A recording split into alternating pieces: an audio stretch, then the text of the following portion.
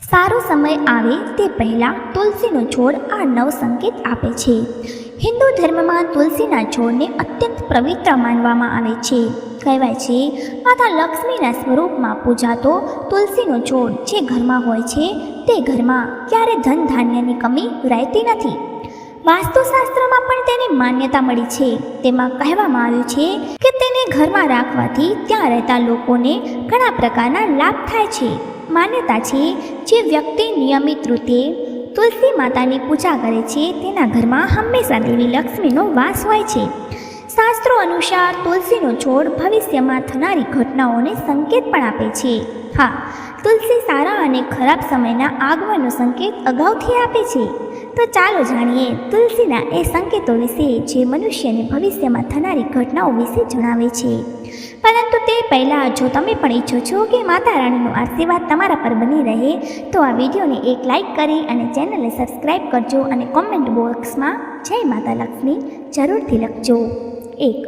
તમે ઘણીવાર ધ્યાન આપ્યું હશે કે ઘરમાં લગાવેલો તુલસીનો છોડ અચાનક સુકાવા લાગે છે.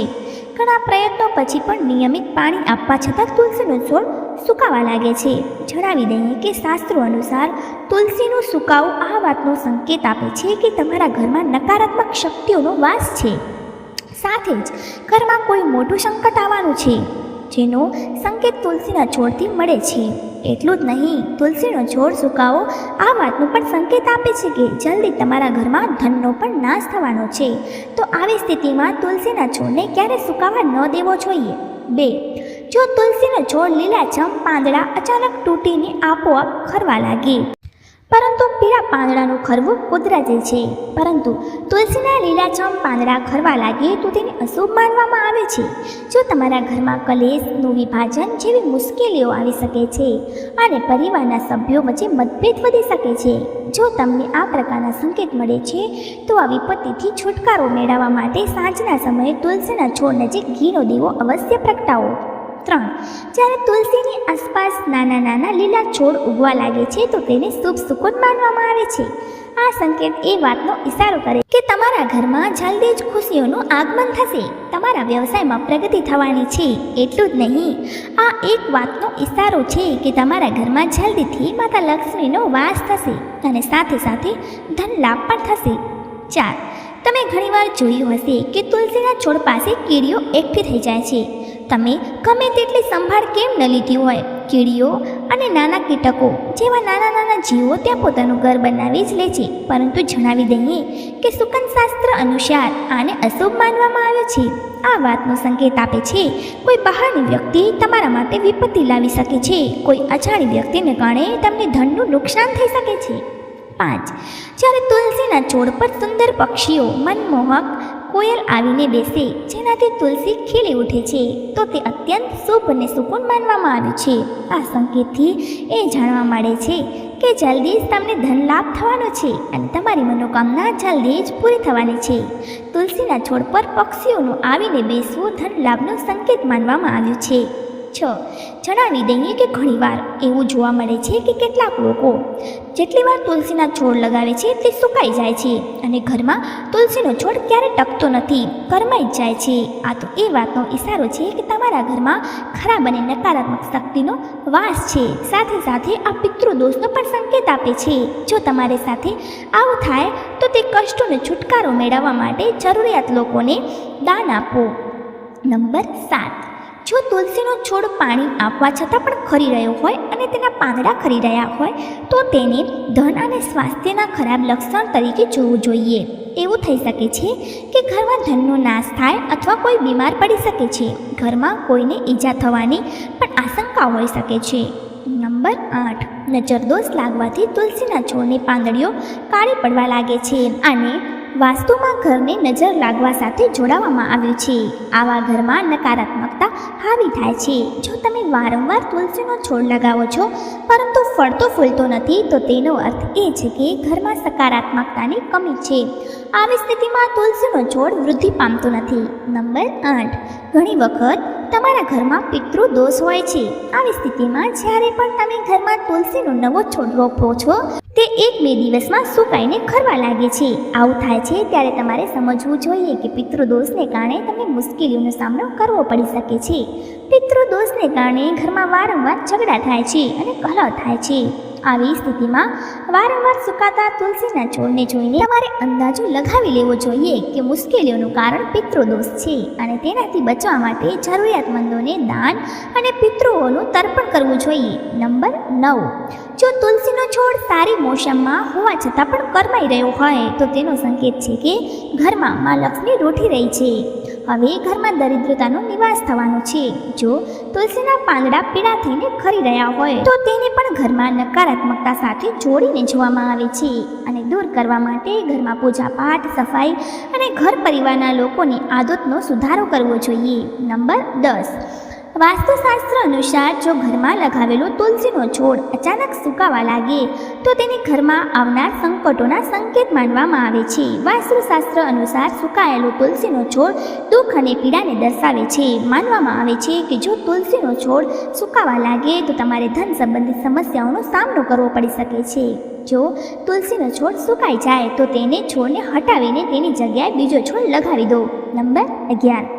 વાસ્તુશાસ્ત્ર અનુસાર તુલસીનો છોડ ક્યારે પણ પૂર્વ દિશામાં ન લગાવવો જોઈએ. કહેવાય છે કે આનાથી ઘરમાં આર્થિક સંકટ પેદા થાય છે. તુલસીના છોડને હંમેશા ઉત્તર અથવા ઉત્તર પૂર્વ દિશામાં લગાવવો જોઈએ. નંબર 12. શાસ્ત્રો અનુસાર રવિવારના દિવસે તુલસીના છોડમાં જળ ન ચડાવવો જોઈએ. એવું માનવામાં આવે છે કે રવિવારના દિવસે તુલસીમાં ભગવાન વિષ્ણુ માટે નિર્જળા વ્રત રાખે છે, તેથી રવિવારે જળ ચડાવવાની મનાઈ છે. કહેવામાં આવે છે કે રવિવારના દિવસે તુલસીના છોડમાં જળ ચડાવવાથી નકારાત્મકતા વધે છે અને ઘરમાં દરિદ્રતા આવે છે. નંબર 13. બુધ એક એવો ગ્રહ છે જે અન્ય ગ્રહોના સારા અને ખરાબ પ્રભાવો જાતકો સુધી પહોંચાડે છે. જો કોઈ ગ્રહ અશુભ ફળ આપશે તો તેનો અશુભ પ્રભાવ બુધના કારક વસ્તુઓ પર થાય છે. જો કોઈ ગ્રહ શુભ ફળ આપે છે તો તેના શુભ પ્રભાવથી તુલસીનો છોડ ઉત્તરોત્તર વધતો રહે છે. બુધના પ્રભાવથી છોડમાં ફળ ફૂલ લાગવા લાગે છે. દરરોજ 4 પાંદડા તુલસીના સવારે ખાલી પેટે ગ્રહણ કરવાથી મધુમેહ, રક્ત વિકાર, વાત પિત્ત વગેરે દોષો દૂર થવા લાગે છે. માં તુલસી નજીક આસન લગાવીને જો થોડા સમય દરરોજ બેસવામાં આવે તો શ્વાસ અને અસ્થમા જેવા રોગોથી જલ્દી છુટકારો મળે છે. નંબર 14. ઘરમાં તુલસીના છોડની ઉપસ્થિતિ એક વૈદ્ય સમાન તો છે જ, જે તે વાસ્તુ દોષોને પણ દૂર કરવામાં સક્ષમ છે. આપણા શાસ્ત્રો તેના ગુણોથી ભરેલા છે. જન્મથી લઈને મૃત્યુ સુધી કામ આવે છે. આ તુલસી ક્યારે વિચાર્યું છે? સામાન્ય દેખાતી આ તુલસી આપણા ઘર કે ભવનના સમસ્ત દોષોને દૂર કરીને આપણા જીવનને નિરોગી અને સુખમય બનાવવામાં સક્ષમ છે. નંબર 15. માતા સમાન સુખને પ્રદાન કરનારી તુલસીનું વાસ્તુશાસ્ત્રમાં વિશેષ સ્થાન છે. આપણે એવા સમાજમાં રહીએ છીએ જ્યાં સસ્તી વસ્તુઓ અને સુલભ સામગ્રીને સારની વિરુદ્ધ સમજવા લાગ્યા છીએ. મોંઘી વસ્તુઓ આપણે પ્રતિષ્ઠા માનીએ છીએ.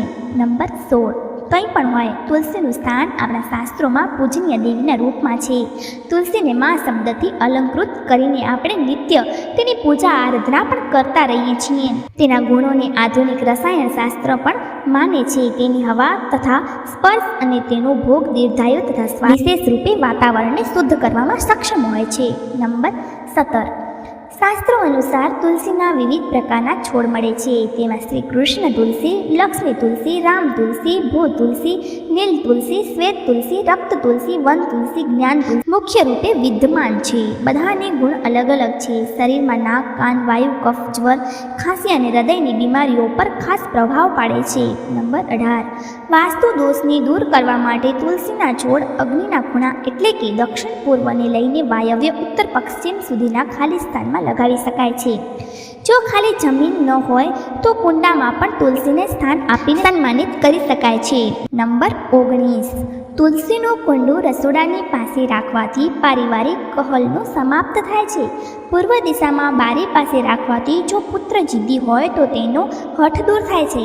જો ઘરની કોઈ સંતાન પોતાની મર્યાદાની બહાર છે અથવા નિયંત્રણમાં નથી તો પૂર્વ દિશામાં રાખેલા તુલસીના છોડમાંથી 3 પાંદડા કોઈને કોઈ રૂપમાં સંતાનને ખવડાવવાથી સંતાન આજ્ઞા અનુસાર વર્તન કરવા લાગે છે. નંબર 20, જો કન્યાના લગ્નમાં વિલંબ થઈ રહ્યો હોય તો અગ્નિખૂણામાં તુલસીના છોડ કન્યા દ્વારા રોજ પાણી અર્પણ કરીને એક પ્રદક્ષિણા કરવાથી લગ્ન જલ્દી અને અનુકૂળ સ્થાને થાય છે. બધી અડચણોને દૂર થાય છે. જો વ્યવસાય સારી રીતે ન ચાલતો હોય તો દક્ષિણ પશ્ચિમમાં રાખેલા તુલસીના કુંડા પર દર શુક્રવારે સવારે કાચું દૂધ અર્પણ કરો અને મીઠાઈનો ભોગ રાખીને કોઈ સુહાગણ સ્ત્રીને મીઠી વસ્તુ આપવાથી વ્યવસાયમાં સફળતા મળે છે. નંબર 21, ઘરમાં તુલસીનો છોડ સુકાતો લીલોછમ થવા લાગે છે તો સમજી જાઓ કે જીવનમાં કંઈક સકારાત્મક થવાનું છે.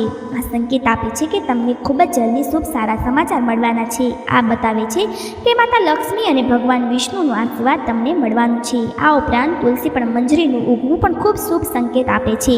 આ તમારા જીવનને ધનની કમીથી દૂર કરે છે. માતા લક્ષ્મી અને ભગવાન વિષ્ણુની પૂજા કરતી વખતે તેમના પર મંજરી ચડાવવી જોઈએ. આવું કરવાથી તમને તેમનું આશીર્વાદ પ્રાપ્ત થશે. આ તમામ માહિતી લોકરુચિને ધ્યાનમાં રાખીને આપવામાં આવી છે. જ્યોતિષ અને ધર્મના ઉપાયો અને સલાહો તમારી આસ્થા અને વિશ્વાસ પર અજમાવજો. વિડીયોનો ઉદ્દેશ્ય માત્ર તમને સારી સલાહ આપવાનો છે. આ સંદર્ભે અમે કોઈ પણ પ્રકારનો દાવો કરતા નથી. મિત્રો, આજની અમારી વિડીયો તમને કેવી લાગી કોમેન્ટ કરીને જરૂરથી જણાવજો. જો વિડીયો સારી લાગી હોય તો કોમેન્ટ બોક્સમાં જય લક્ષ્મીમાં જરૂરથી લખજો. માતા લક્ષ્મી તમારા પર હંમેશા તેમની કૃપા બનાવી રાખે. વિડીયોને અંત સુધી જોવા બદલ તમારો ખૂબ ખૂબ આભાર.